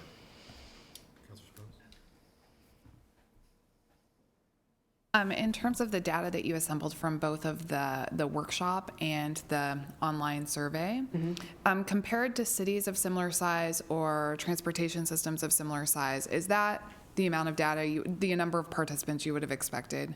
Like, I guess just in terms of the way I evaluate the information, is that? Per capita, this was great turnout and involvement. I would say per capita, and then also the amount of involvement we've gotten from Latino members of the community. Thoughtful involvement, taking the survey, participating in the workshop, asking questions, calling with questions. The amount of interest people have shown and input they've given has been impressive. And I do think it's disproportionately high per capita, given how small this community is, to have 175 usable responses. Interesting, thank you. Sorry. And I have to say, I think that some of you helped us promote the survey and get the word out. And so there are a lot of people who helped get the word out and ask people for their input, and it really worked. Yeah. Can I ask what the Transit Advisory Board, what their input was on this? Okay. Some of them were at the workshop, but we haven't come back to them yet and asked for their recommendation. Questions or comments? Sir? Well, I think their opinion, the Transit Advisory Committee, is more important than mine. If I had to take a choice, I'd go with number 2. But frankly, I don't see this as a policy question. I see this as an operational question. The policy question the council has already decided on. Should we or should we not have a public transit in Canby? And we've decided that affirmatively. And then we turn it over to competent managers to make the best decisions, not incompetent elected officials who look at this once every few years. So, Mayor, my inclination is to I don't really care. I'd like somebody who knows what they're doing making this decision. But if it will speed up the process, I vote number 2. Do we have a staff recommendation on, obviously we've narrowed it down to these 2 alternate route decisions. Do we have a staff recommendation on that, to Councilor Parker's point of far more responsible and educated people making this recommendation to us? You do not yet. The survey, by the way, just closed on Sunday. Okay. So this is hot off the presses. This is hot off the presses. But so one option is that, Julie and I can work for the next month on a staff recommendation, which could go to the Transit Advisory Committee and then to you. That is an option. That sounds like a very solid option. And then we wouldn't write the plan yet because we want to talk about the fundamentals of the plan with you first. And then once we have your guidance, we could go write the plan. And just to be clear, here's the reason why I really like to ask elected officials and advisory committees for this input is I can't tell you what's the right thing to do, whether it's more important for you to connect people to other cities or more important for you to connect people, short distances within Canby. It's not a technical question. There's no correct answer. So, that's why we bring it to you, and that's why we bring it to the community. I can tell you that it's a good idea to have 3.1 boardings per hour on your dial-a-ride system instead of 2.7, but I can't tell you if it's a better idea to have more service to Woodburn and Salem or to have a circulator that helps people move within the town. It's just a question of your vision for your town and your own values. Well, to that point, and Julie and I think have had a couple of conversations on, ultimately the desire would be to have all of it, obviously. People often come after and make comments to us about, well, we had, how many respondents to the survey did we have? 175. 175, how is that, we talk about statistical relevance, but if you don't participate, then you don't get much say in what's going on. And so I think, ultimately, yeah, it'd be great to have a route, fixed routes around the city. That's just not possible currently. So, I think if you guys can collaborate on a recommendation to us from staff, from the Canby, from the advisory committee, that would be great. And then that allows us to be able to know operationally your recommendation, I think, is the way that we want to go as a council. I mean, your point is valid in terms of asking us, and we get pushback from the business community on CAT and why do we have it, why do we even need it? Well, it's state statute. We're required to belong to either have our own or belong to TriMet. TriMet, as we know, would give us one route in, one route out, once or twice a day. And I would rather see us try to take care of our own here in the capacity that we are doing. And so that's where I'd leave it in their hands to, and yours as the consultant to say, here are the best options which you've now given us. Thank you. I want to know from staff and, the department heads, what's the best of the two? What is going to meet the needs that we are hearing from the dialogue that you guys are seeing? Is that a fair? Okay. Is that fair, council? Yep. Yeah. So we will bring you, I'm not sure when, but sometime soon, we'll bring you a staff recommendation, and then you can debate it as you need and give us some policy direction. And then later on, we'll bring you a plan. Perfect. We appreciate that. Great information. This was, I'm glad that the workshop you held was well attended. That's great. It was very well attended. Thank Good. you. And we had it in this wonderful building. It worked out great. And Mayor, if I may offer, I liked the style with which you worked with our citizens. Not necessarily in Canby, but in other jurisdictions, I've seen consultants come in and not treat everybody with the type of enthusiasm and welcoming that you did. So it was a class act. I appreciate it. Thanks. That's very nice. Thank you. And thanks again for bumping me up in the agenda. I appreciate that. Thank you. Appreciate your flexibility as well. Thank you.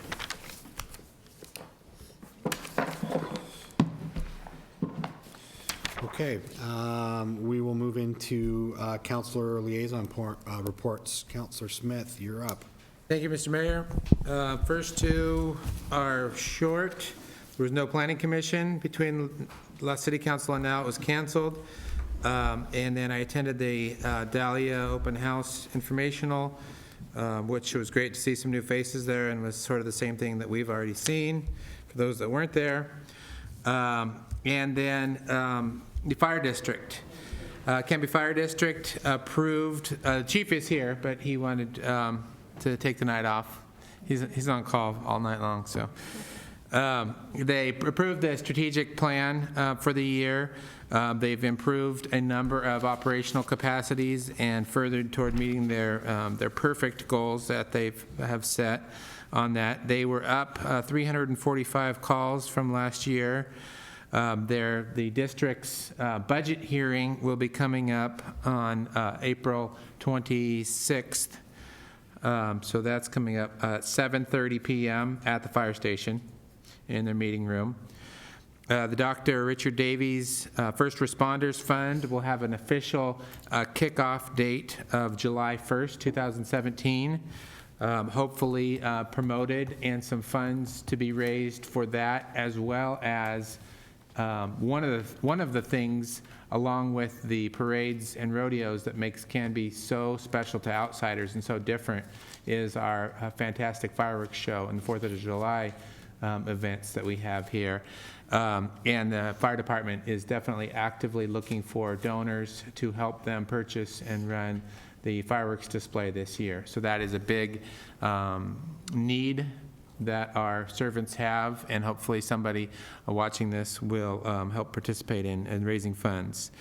The new medic unit that we're a part of through the Urban Renewal District is coming in August, so that's been going forward. The fire department, the fire district finished all their training of the 7th and 8th graders in CPR,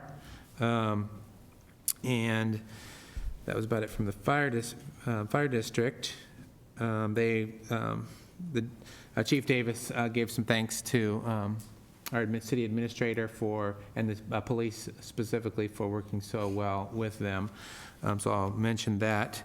The last thing that I was going to report on, because I was the only commissioner there, or counselor, I guess, was the state of the county health report. We had a doctor and a nurse from the county come and give us a very detailed report, survey, analysis, things to think about in terms of community health problems, community health solutions. Let us know how they're planning and putting together, I guess, long-term health planning would be the best way to put it. There is a PowerPoint presentation that's available for anybody that wants to see it. One of the things that struck out at me through that presentation was how large of a percentage of our health problems are very directly in the community, are very directly related to lack of physical activity. And they put it not meeting the physical activity guidelines that are set out by the federal government. For adults, it's about 76%. For kids, it's somewhere between 76% and about 70% are not meeting just the recommended. And I didn't ask this question to them, but I'm sure the recommended amounts are lower than you and I might expect as well. But there's a huge percentage of our population that is not meeting the recommended activity, which goes directly to some of our number one health problems in the community, which is heart and cardiovascular health, the obesity problem, diabetes problems, the asthma and breathing problems, self-esteem and suicide problems, are very much addressed in advance of them being a health problem through that kind of physical activity. And so I would encourage all of us and our community to keep encouraging kids to be involved in whatever kind of play they like to do that's physical activity, assuming they can participate in that. Rick was there, Joe was there, and so it was a good presentation by those folks. Thank you, sir. Councilor Parker. All right, well, we're getting into our fourth hour here, so I'll just keep it to one thing that's coming up that I did want to advertise. Get out your date books for Saturday, April 15th, 1 p.m. Hawley and Territorial will be dedicating what's become known as the Bike Hub. The longest journey begins with a single step. The single step here is putting in a bike maintenance kiosk, followed up with a information and map kiosk and so on. So this is the beginning of the bike committee moving in towards having some outward explicit bicycle-friendly things. So this is at what we've known for over the years as the Art Park. And the Canby Livability Commission applied for a grant and received it, and our city administrator was very helpful in tying up all the loose ends and getting some construction out there. So that's at 1 p.m. Canby Art Park, which is on the corner of Territorial and Hawley. And if you need a bike to ride out there, let me know, and I can arrange that for you. Thank you, sir. I appreciate that. Councilor Hensley. Thank you, Mr. Mayor. My liaison assignments have not met since our last meeting, so I'll have a report next time. But in the vein of announcements, April 24th, it's a Monday evening, 6:30 p.m., Senator Alan Olson and Representative Bill Kinnemer will be doing a town hall hosted at the American Legion Hall, and kind of in conjunction with the Canby Chamber. So I just wanted to extend the invitation. Great. And that is all I have. Perfect. Thank you. Council President Dale. Mr. Mayor, likewise, my liaison committees have not met since we last met. But I would like to give a shout out to Chief Davis of the Fire Department. He had a great conversation with a certain city councilor who was stuck in Home Depot, not knowing what smoke detectors to put into his house. And so, see if I can get this right, Chief Davis. If your smoke detector is more than 10 years old, you ought to replace it. Oh. Right so far? Right. Number 2, if you're going to replace it with a dual sensor. That is an ionizer and a photoelectric cell. That will vastly increase your lives of good outcomes. Okay. And number 3, even if you have wired smoke detectors in your house, go buy one of those nice 10-year battery-only disposable kind and stick it up in your bedroom hallway as a good backup in case the power goes out, because the batteries don't last long in your hardwired smoke detectors. So that is my geeky, totally off liaison report for tonight. Okay. Did I do okay, Chief? All right. Perfect. Well done. Thank you, sir. And even I can install them. 10 minutes apiece. I don't hire out. Councilor Height. You don't know what to say. That's why I'm moving on. Thanks, Councilor Dale. You betcha. All right. So at the library, Irene, our library director, did a fine job of summarizing what's going on. There's one thing to add. You know, the Library Foundation is doing this film series. The first one was April 1st, so this week. And there's a couple more coming. The next one's the 15th. But it's nice how they're partnering with CTV5 and students at the high school and whatnot to get that going. So I'm excited about that. It's 10 to 11 a.m., so it's in the morning. April 15th. And then one of our citizens, Andy Ravinas, who is a former school board member, he is giving a presentation. It's called Travel with a Mission at the library on April 11th at 6:30 p.m. So he's been involved with Habitat for Humanity for many years and even built internationally, apparently. But he's going to talk about his experiences in different countries, actually on different continents. So that's it's nice to see our active citizens presenting on their experiences locally. So that's April 11th. And then Canby Area Transit, we have one member, there's Dawn. We have a new president that was nominated during our last liaison meeting, and that was Walt, who is, of course, a former city councilor. He wasn't even present, but he was nominated to be chair in his absence. So I guess if he disagrees, then he won't actually be chair, but I'm pretty sure we can pressure him into it. He'll be a nice new chairperson. And Julie, our transit director, put in a request for proposal for a new transportation company. You know, the drivers are contracted out. They're not city staff because the contract is expiring. So that's going to go out, and then there's going to be a committee of folks that will review those. So we'll let you know what happens there, how many applicants we have and whatnot.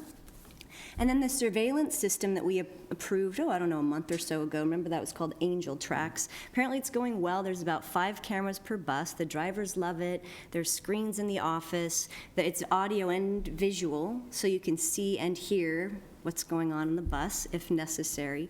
So they're quite pleased with that.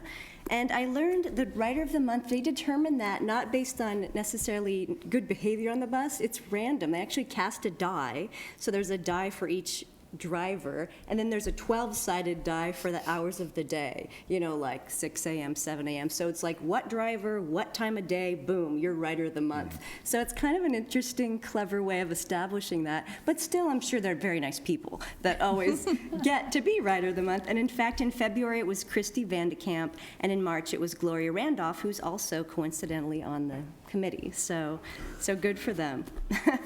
And then with the school board, there's this interesting competition that goes on once a year. It's these little chefs. 4th through 6th graders are invited by the contracting company that does the food service in the district. They're called Sodexo. Anyway, 70 kids applied. They made recipes and submitted applications, and of that, it was whittled down to 12 finalists, and they actually prepared their food in front of a panel of judges at Baker Prairie. My daughter and husband went, and they sampled some of the food, but the winner was Maddie Biggie of 91, and so she gets to go on to the next level. But I just thought that's a really cool idea to promote cooking and the culinary arts in Canby. So good job to Maddie. And the dance team got 3rd in state recently, so they continue to do really well, so good job to them. And then last Saturday, there's the Department of Oregon Fish and Wildlife. Every spring has several of these family events for free. It's to get kids interested in fishing, basically. And so kids 12 and under are free. That was just at the pond, and there were all kinds of people from out of town that came, because we looked at zip codes, like, oh, there weren't many people from Canby, so that's kind of interesting that an event like that pulls people out from the rural areas and whatnot. But just for those of you that want to fish with your families this Saturday in Molalla at Shorty's Pond, there's going to be another event, same sort of thing. And then lastly, in response to Councilor Smith saying that, inactivity is a bit of a problem in our community and the country over, I thought maybe we could just stop and do jumping jacks or something, Mayor, in the middle of the council meeting. Wouldn't that be good? To encourage us and the... No one wants to see that. I just thought I think that's going to be a split How about push-ups? I don't think there's four. Moment of pause for you. I'm not sure we got 4 votes. We don't have 4? You don't want to see this doing jumping jacks. I'm just saying. All right, maybe yoga, but anyway. Start now. Yeah. That would be quite the YouTube video. Yes. The wrong way to go viral for our. Okay, I'm done. Okay. Oh, too funny. Councilor Spoon. Yes, mine will be quick as well. The July 4th, Jamie Stickle is continuing to work on applications and the process, and I've learned a lot about the way our downtown has outlets and what's connected to what.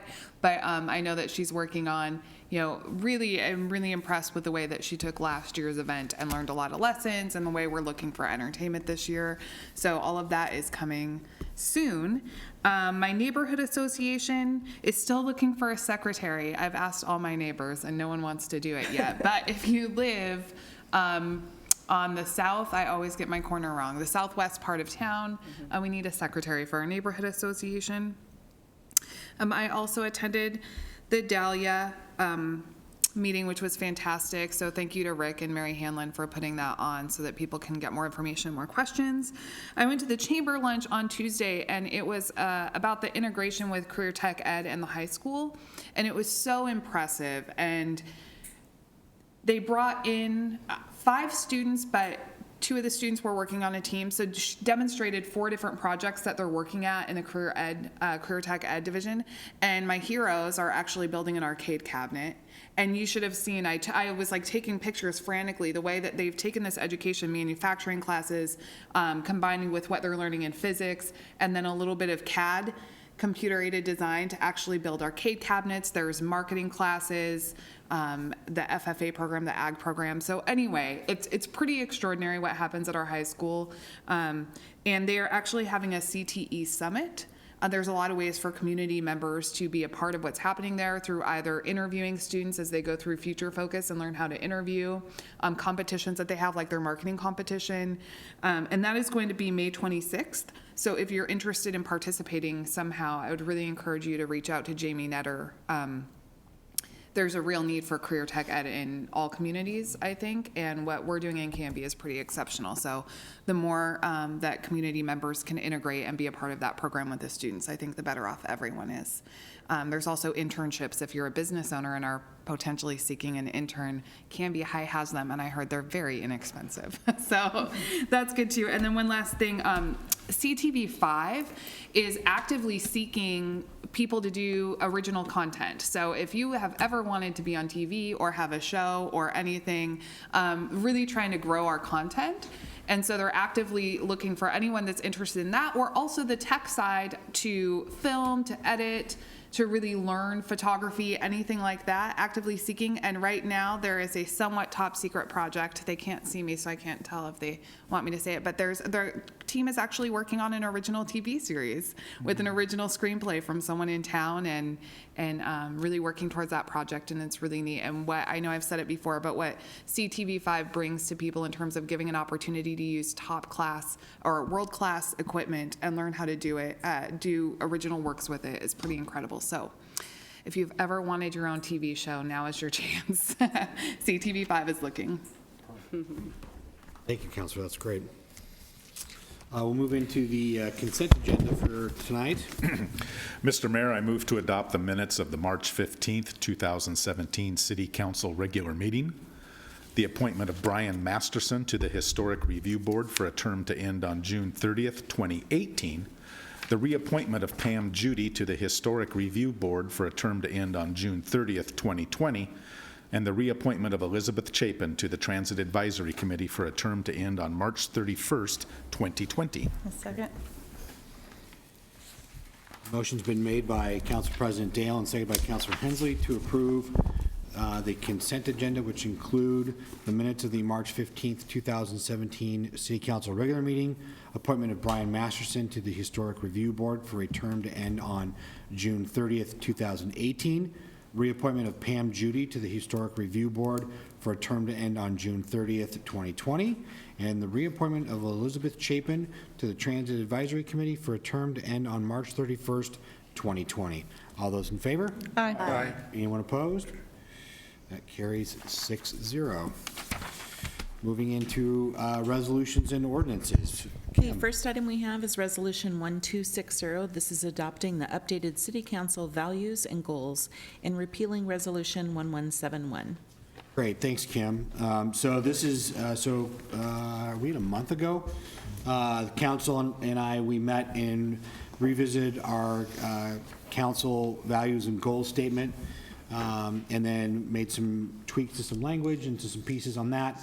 And so this is what Resolution 1171 is that we are repealing was the original adoption of those values and whatnot. And so, does someone have those handy that maybe we can read those for the general public? Councilor Smith, wonderful, thank you for doing that. If you've got it handy. Okay, start from all the way, all of them? Okay. City of Canby, City Council values and goals. Values: fiscal responsibility and financial stability. We constantly strive for the proper use of public funds and resources. We are prudent in our fiscal policies and practices as we plan for long-term financial sustainability within the city. Honesty, ethics, accountability. We adhere to the highest standards of honesty, ethical conduct, and accountability that inspire public confidence and trust. These are the foundations of public trust and confidence.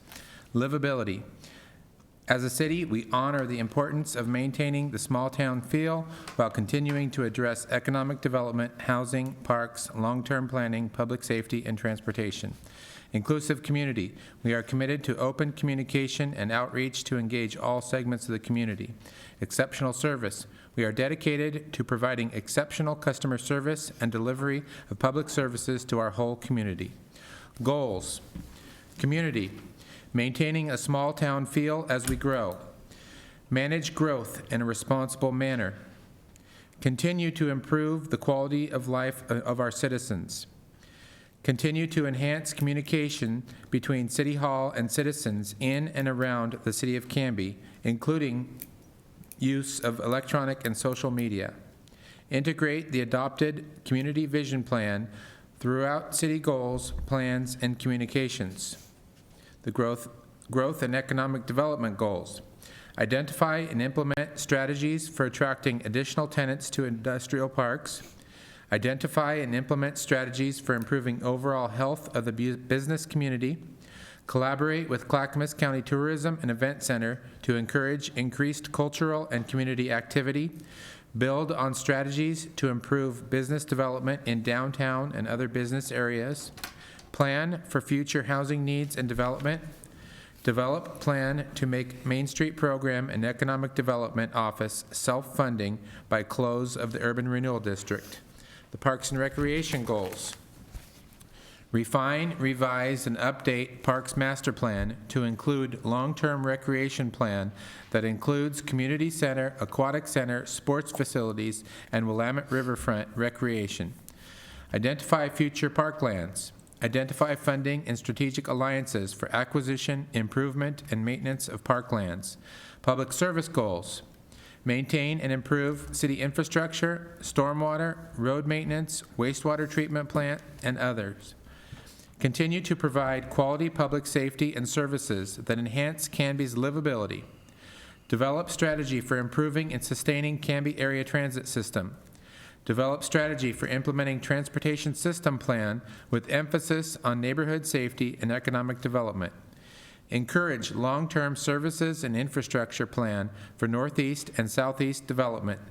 Develop strategy for implementing Oregon 99E corridor and gateway plan. That's it, Mr. Mayor.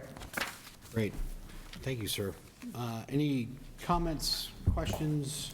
Yes, Councilor Height. I wanted to say I'm proud of that. I thought we did some good work discussing and revising the values and goals, and it's a fine document, I think.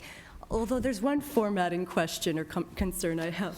It's the Parks and Recreation, the last subheading. It's kind of like hanging there at the bottom, so just a little minor edit. But in general, yeah, it's a great Did a lot of work that, plan. it was a Saturday morning that we convened, and we got a lot accomplished that in that, on that day, so I appreciate it.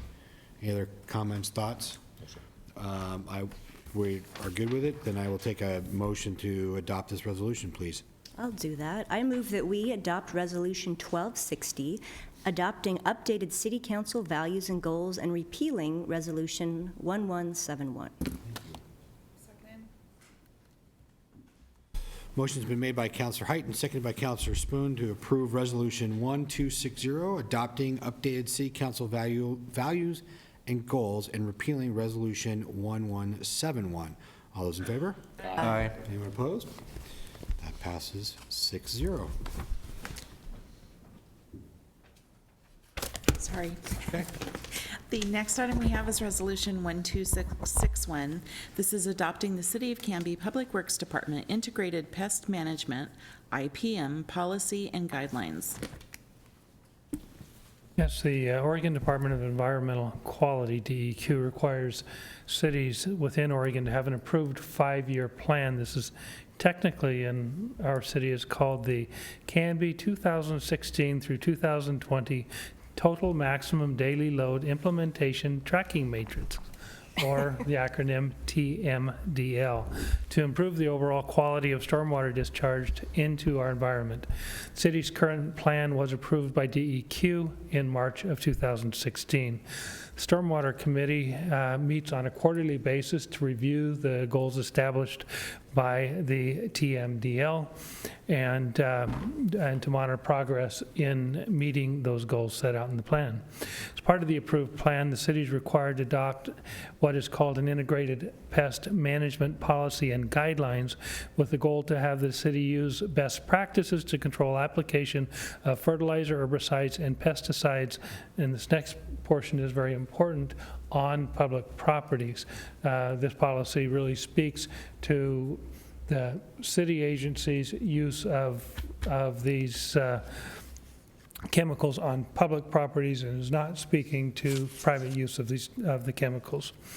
Reviewing the TMDL, Total Maximum Daily Load Implementation Tracking Matrix, under source number 4, stormwater discharge, the strategy identified is to control fertilizer, herbicides, and pesticides application on public properties. In other words, to reduce the application of chemicals whenever practical or possible.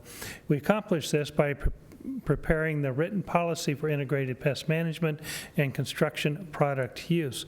Our affected department is principally the city's Parks Department. The measure used by DEQ in determining if the city has met the requirement listed under the 2016 through 2020 TMDL implementation tracking matrix is the adoption by the City Council of the Integrated Pest Management Policy and Guidelines presented as part of this item. Staff recommendation is to approve Resolution 1261, which is a resolution adopting the City of Canby Public Works Department Integrated Pest Management Policy and Guidelines. Mr. Mayor, I move to adopt Resolution 1261, adopting the City of Canby Public Works Department Integrated Pest Management Policies and Guidelines. The motion has been made by Councilor Smith and seconded by Councilor Hensley to approve Resolution 1261, adopting the City of Canby Public Works Department Integrated Pest Management, IPM, Policy and Guidelines. Any questions, comments? It's good. Any clarification? Nope. All right. All those in favor? Aye. Anyone opposed? Great. Kim. The next item we have is Ordinance 1459. This is authorizing a contract with Canby Excavating for the Malino and Willow Creek Pumping Station improvements and declaring an emergency. As the item indicates, this project does include two subcomponents. The first being the Malino pump station project that you've had before you on a couple different occasions, speaking to the issue of the establishment of the AFD, the Advanced Financing District, to not use the acronym. And the second is the Willow Creek pump station that serves the northeast part of the city and will provide extended services to the North Redwood Master Development Concept area. The Malino Pump Station is a new station that will serve the southeast quadrant of the city in response to current subdivision construction along southeast 13th Avenue. The design work, as you are aware, was delayed somewhat on the schedule due to wetlands that were found in the area. We have addressed those wetlands, but the result of that delay was a late posting of the project for bid. You'll note in your agenda that there is an emergency clause added to the ordinance. This is added to allow construction to begin immediately, which will help to assure that the station will be available to provide sewer services by the fall of 2017 for new home construction in the Timber Park subdivision. The Willow Creek Pump Station is a reconstruction of an existing station. It will expand capacity and upgrade the equipment there. The original Willow Creek Station was installed in 1991 to serve the Willow Creek subdivision, relocated in 1993 to also serve the Redwood Meadows subdivision. It's being reconstructed due to its age and a need to increase the capacity to serve other areas in that region, as I already indicated. Attached to the staff report is ordinance 1459 with bid tabulation that shows the 6 bids and identifies for you the low bidder. The low bidder is Canby Excavating. They're registered with the Oregon Contractors Bureau without any negative entries. They're deemed to be responsive and responsible. Our recommendation is to accept the bid from Canby Excavating, Inc. and execute a contract for construction for the basic bid and all alternative bid items in the amount of $1,951,125. That's a misprint. It should say $1,124,473. I'm not sure where I got that other one. At $1,124,473, which is what I should have said to you. The bid price is 12% above the $1 million estimate for the work that the estimate was prepared last fall, and about 25% over what we had budgeted for the project. What this means is that we will be bringing back to you a supplemental transfer request in the amount of about $225,000. We'll, assuming that you approve us to proceed with this project, that will come before you in sometime in the next 4 weeks. Because we do have funding already budgeted to start the project, it doesn't in any way slow the project award down, and it'll permit us to move as quickly as possible on the project. Staff recommendation is to approve the award as recommended.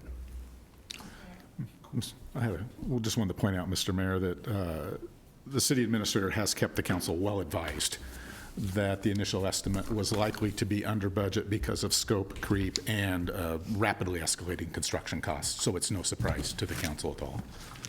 You're correct in that, and so thank you. We actually, my guesstimate on this was within about $50,000 of where it actually came in, so I felt pretty good. It may have been a wag, but it was a close wag, so. Very good. So actually pretty close. I would have preferred the original price than $1.2 million or $1.125 million, but yeah, we've been much advised about this change. So, any other questions on this project and whatnot? We've had a lot of dialogue and previous meetings coming up. So, any other questions for staff? Okay, I'll take a motion, please.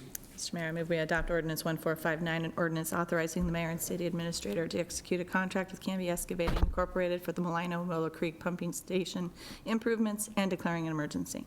Thank you. Motion's been made by Counselor Height and seconded by motion's been made by Counselor Hensley, seconded by Counselor Height to approve ordinance number 1459, an ordinance authorizing the mayor and the city administrator execute a contract with Canby Excavating, Inc. for the Malino and Willow Creek Pumping Station improvements and declaring an emergency. Any other conversation? Okay. All those in favor? Aye. Anyone opposed? That passes 6-0. Thank you, guys. New business was moved up, so that's been taken care of. Mr. City Administrator, any reports or comments on your end? Nothing more. Okay. Second opportunity for citizen input. Anybody like to come forth and address the council? Seeing none. We'll go into action review. Kim. You have approved the consent agenda. You've adopted Resolution 1260 and 1261, and you've approved Ordinance 1459 to come up for second reading on April 19th. Great. Thank you, Kim. Joe, an exec session this evening? There is not. Great. I will take a motion to adjourn if there's nothing else. I have a motion by Counselor Hensley. Anyone else want to adjourn? A second? Someone? I'll second that. Thank you. All together now. Guys, for a lack of second. I know, jeez. All those in favor of adjourning? Aye. Anyone opposed? Want to hang out some more? That carries 6-0. Canby, thank you. Have a great evening.